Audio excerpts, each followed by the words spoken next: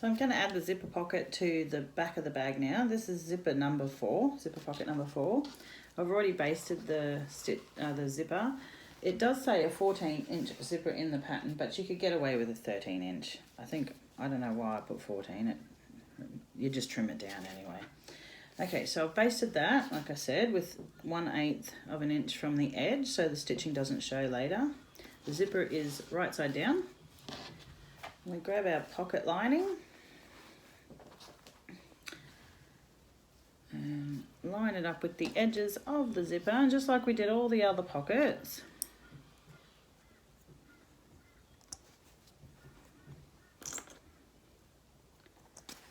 I like to use the clips. I don't use pins very often in bag making. Okay, so you've got the zipper sandwich between the back panel piece and the pocket lining, and I'm going to go and stitch that together with a 1/4 inch seam and back stitch at both ends.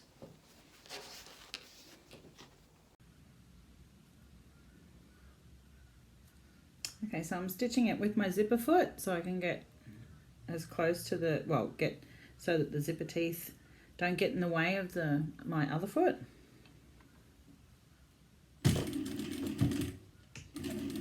Remembering to back stitch.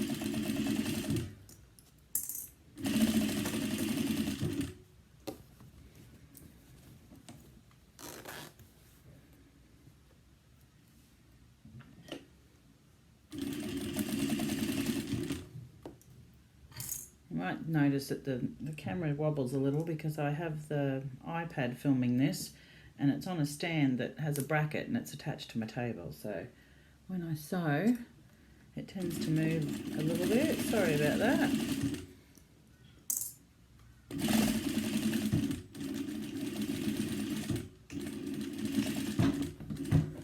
Okay, so remember to trim our threads. And I've positioned it closer now so you can see better. Okay, so we fold that open so that the wrong sides of both fabrics are together.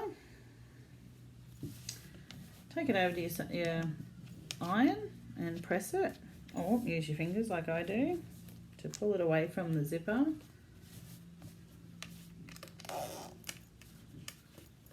And we're going to top stitch that. I'm just going to change my foot. I'll be back in a second.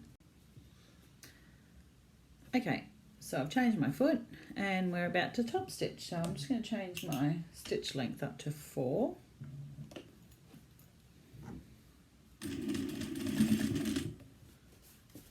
Checking, pulling your fabrics away from the zipper as you go, just so you don't get anything bunched up.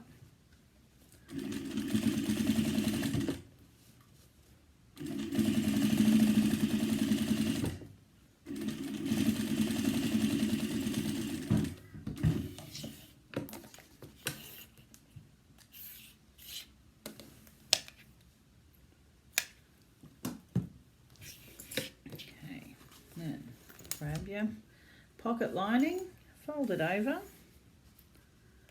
and line it up with the top of the zipper, as you can see there, at the back. Once you've lined it up, I've made mine a little bit wider too, my zipper, my pocket lining, so that I would have extra just in case.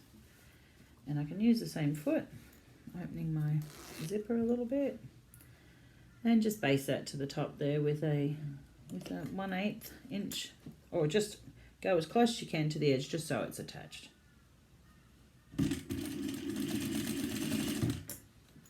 This just makes it neater than instead of trying to do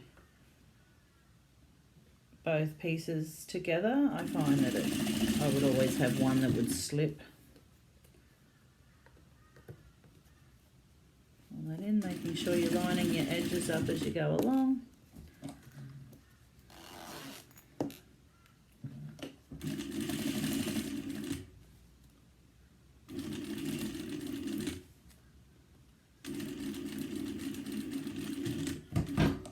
You don't have to back stitch on basting usually, it's just there to hold it in place.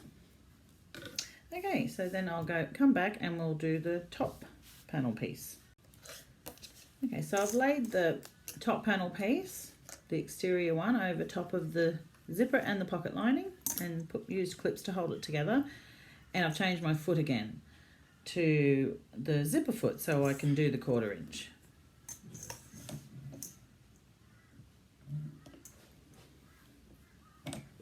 Put my stitch down again.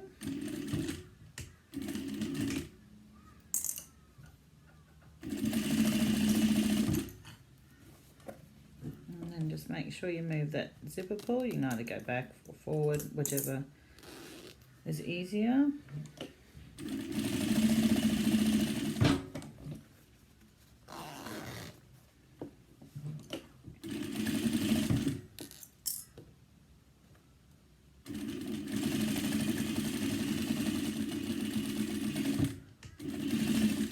You've noticed that I'm not doing any fleece on the exterior for this pattern because there are so many little pieces. I've added it to the lining and you don't even notice in the structure. Once the bag's all finished, it all is nice and firm, and you can use foam too, or you just do it whichever way you prefer. Okay, so I'm going to switch over the foot again and do the top stitching. Okay, that was quick. I've switched the foot again because you don't want to keep watching me having to switch it over all the time. So press your top panel away from the zipper, go up to a higher stitch,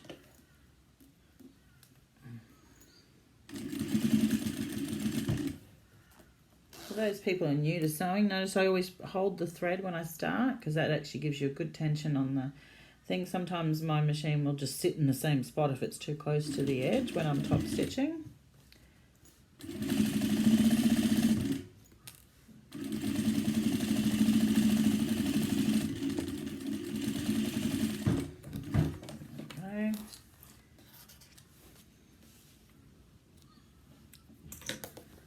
And we've finished the back panel piece, the back pocket. Just remember that once you trim down your zippers on the sides, if you've already put a little lock stitch across there, or a whip stitch I think they're called too, you may have to redo it again in there because you do not want to pull your zipper pull off at this stage. Oops, I forgot to add too, don't forget to stitch down the sides of the pocket to keep it in line with